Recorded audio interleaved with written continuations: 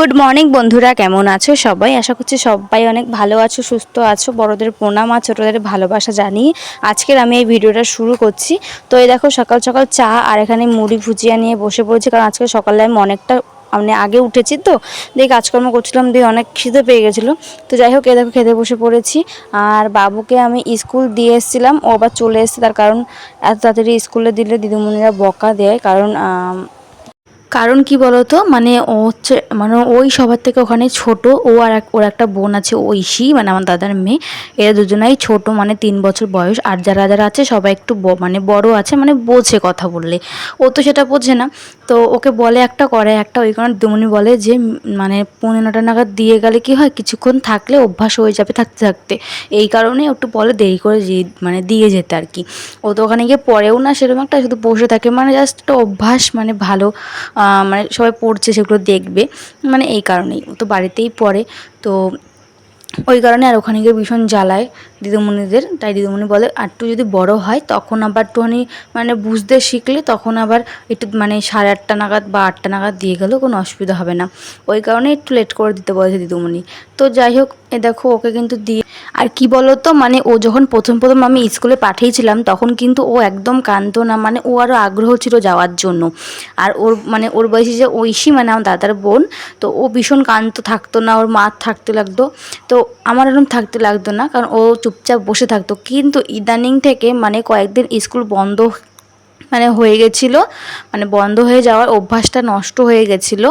মানে গায়ের মধ্যে মানে কি সব উঠেছিলো, তো তাই কদিন বন্ধ করে দিয়েছিলো স্কুল যাওয়া। দিয়ে ডাক্তারই বলেছিল যে কারোর সাথে মিশতে না, তো ওই কারণে বন্ধ হয়ে গেছিলো। এখন কি কান্না করে, মানে ভীষণ কান্না করে।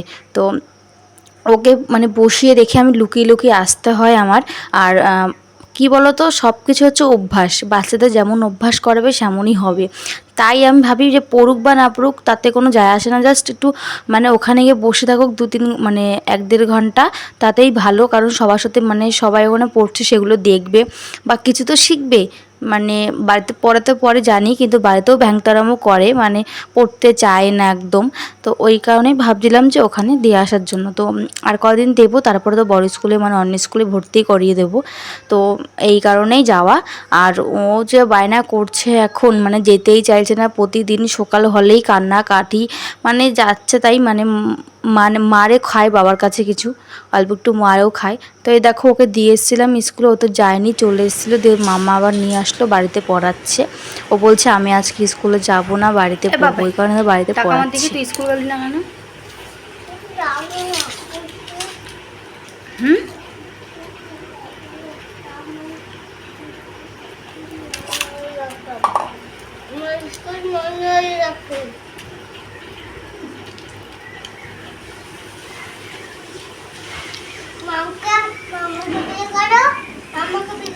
এই যে করেছি। 4, 4, 5, 8, 6, 7, 8, 9, 10. 10 বলো, 10. এই কি ঝামেলা লেগে গেল কেন? পড়া বাদ দিয়ে কি সব করে গেল।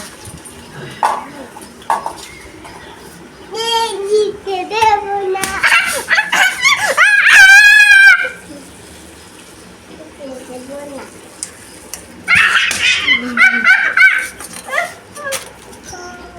চলে এখন, চলে এখানে, চলে তাড়াতাড়ি। Good morning, welcome to my channel. কেমন আছো সবাই? আশা করছি সবাই অনেক ভালো আছো, সুস্থ আছো। আমিও খুব ভালো আছি। তো এই দেখো, সারা বাড়িতে কিন্তু আমাদের জামা কাপড় আর জামা কাপড়, জামা কাপড় আর জামা কাপড়, এই দেখো।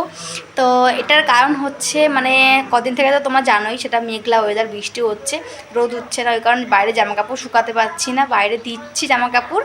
তারপরে আবার কিছুক্ষণ পরে ঝিরিঝিরি বৃষ্টি শুরু হচ্ছে, নিয়ে চলে আসছি।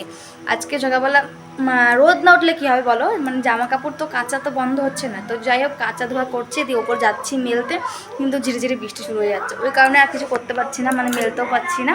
তো ঘরেই মানে শুকনাগুলো মেলে দিলাম, আর কিছু ভেজা ছিল সেগুলো এখন একটু বৃষ্টিটা মানে বন্ধ হয়েছে পড়া, তো ওপরে দিয়ে এসেছি। তো এসেই আমি, মা রুটি করলো, রুটি ছিল আগের দিন আটার গোলা, তো করলো, এখন খাবো ওটার, বাবুকেও খাওয়াবো। বাবু ওই পাশে টিভি দেখছে। তো চলো, তারপর দেখা হচ্ছে তোমাদের সাথে, ঠিক আছে? তারপরে আজকে আবার ডাক্তারের কাছে যাওয়ার ডেট ছিল, তো সকাল সকাল উঠে তাড়াতাড়ি করে রান্নাটা করে নিয়েছিলাম, তার আগে খাবারটা খেলাম তোমরা দেখলেই। তো এই দেখো আজকে কিন্তু বেশি কিছু করিনি, ডিম দিয়ে কারি করেছে এখানে আর শাক ভাজা করেছিলাম। তো আমি ডিমের কারিটা করে গেছি, মা শাক ভাজাটা করছে।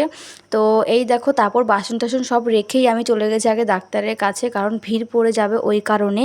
আর এই দেখো যাওয়ার পথে যে কি মেঘলা আকাশ, ভাবছি তো মানে এখনই বৃষ্টি ঝাঁপিয়ে নামবে। তো ওই দেখো হাওয়া দিচ্ছে, বৃষ্টি প্রচণ্ড বৃষ্টিও পড়ছে। তো ওই দেখো আর এই দেখো আমাকে ডাক্তারটা দেখিয়ে চলে বাড়ির দিকে ফিরে যাচ্ছি। তো এই দেখো বাবুকে একটা ফ্রুটি কিনে দিয়েছিলাম, ও ফ্রুটিটা খাচ্ছে। মানে মেঘলা ওয়েদার আছে কিন্তু গরমও লাগছে, ঠিক আছে। তো বাড়ি চলে এসেছে, দেখো একটা মানে কোকোকলা নিয়ে এসেছিলাম, তো বাবু খেতে চাইছিল ওর জন্য নিয়ে এসেছি। তো চলো। আর এই দেখো রাত্রেবেলা এখন মা ভাজছে লুচি। তো আমার বরের আবদার যে এখন লুচি খাবে, আর আমাদের প্রায় লুচি মানে ঘুগনি করাই হয়, ঘুগনি বা ছোলার ডাল যেটাই বলো না কেন করে। মা এখানে লুচিগুলো ভাজছে, আর আমি সেরকম লুচি কেন ভাজতে পারি না বলে মাই ভাজে এটা। মাঝে মধ্যে আমিও ভাজি কিন্তু বেশিরভাগটাই মাই করে।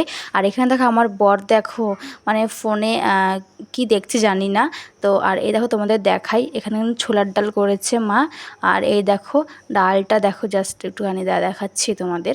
এই দেখো মানে কি সুন্দর গাঢ় হয়েছে, আমাদের এরকম গাঢ় ছাড়া খায় না ডাল।